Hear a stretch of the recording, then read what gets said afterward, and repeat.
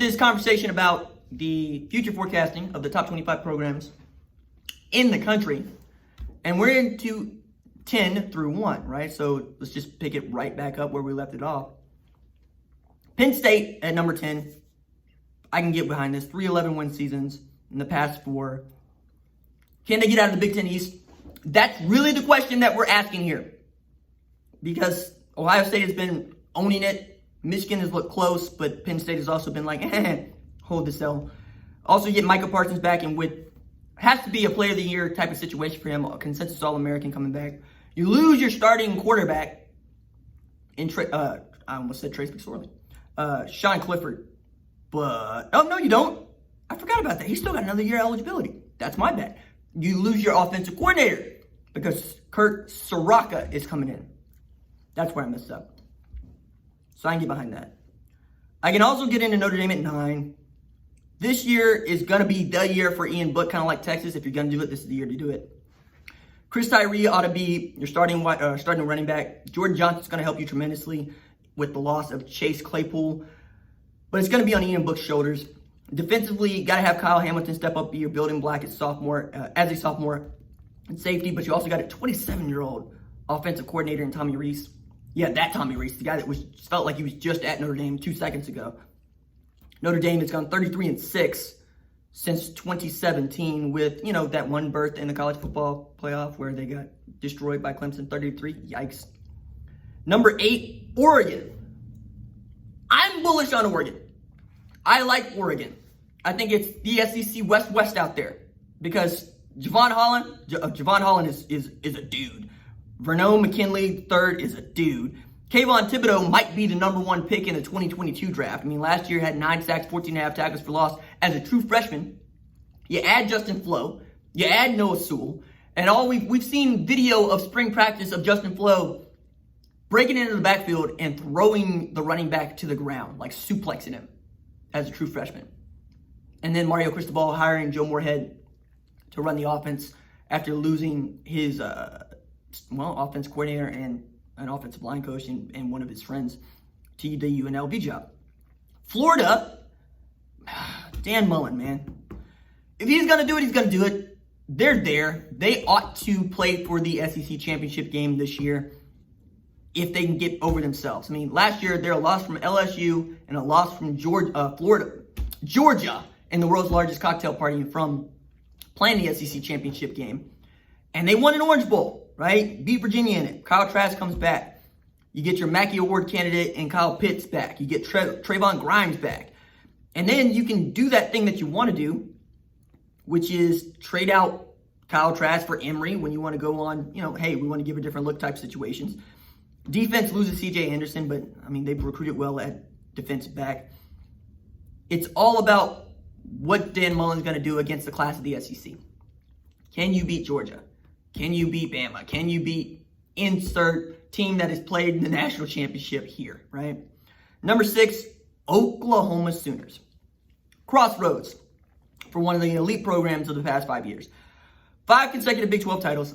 58 wins since 2015. 4th most nationally. Heisman winner, Heisman runner-up.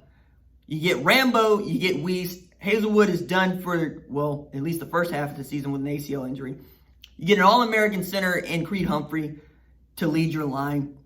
Defensively, you got to replace Neville Gallimore. You got to replace Kenneth Murray Jr. But Reggie Grimes ought to help you with that. You ought to get some tremendous help from Deshaun White. 6 is about right for me on this because I got to see Spencer Rattler do it. I got to see what the running back situation looks like. And I got to see that defense continue to progress because it's not about winning the Big 12. It's about winning national championships. Number 5, LSU.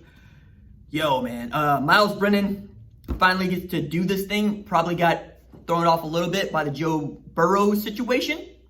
2018, he had a bone to pick. 2019, nah, man. That's one of the best quarterback seasons of all time. Jamar Chase comes back. Terrace Marshall Jr. comes back. Eric Gilbert, quite literally, to many, the best non-quarterback in this 2020 class. It's him or Brzee, right? Defensive lineman went to Clemson. Scott Linehan's going to bring his newfangled, and I'm using that in air quotes, passing attack, also in air quotes, to LSU. Steve Ensminger knows what to do with this. But on the other side, you get Phillip Webb. You get Jaquelin Roy. You get Derek Stingley Jr. as a true sophomore. And I think for 2 more years. Man. Hard to pick against LSU after winning a national championship, winning an SEC championship game. I can understand them being at 5.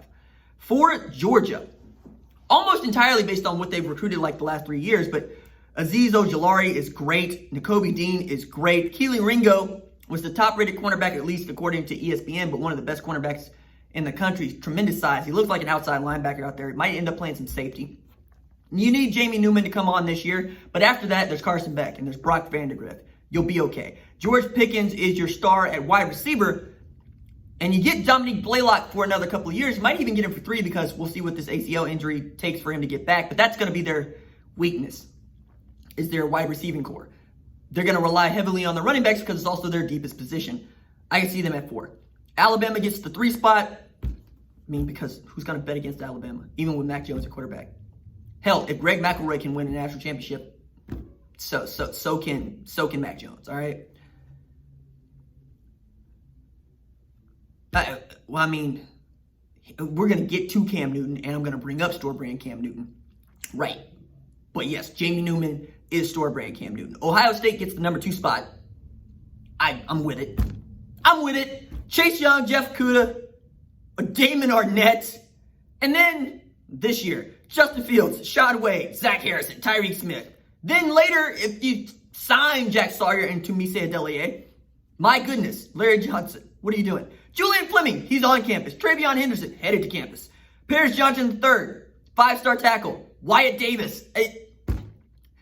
Ohio State probably underperformed the past 5 years if you look at how the NFL evaluated their talent. They ought to be there at that number 2 spot. And then at 1, Clemson. Because from Trevor Lawrence to DJ Uiagalelei, goodness me. Behind Travis Etienne, you got a couple of 4-star tailbacks. Brian Brzee comes in. Miles Murphy comes in. And Clemson has been sunning everybody. 29-1. It's their spot until somebody knocks them off. And the only argument to be made right now would be Alabama, but are you going to bet on Mike Jones versus, what, Trevor Lawrence, DJ Uiagalelei? Maybe Bryce Young you bet on, but I need to see him as a starting quarterback first.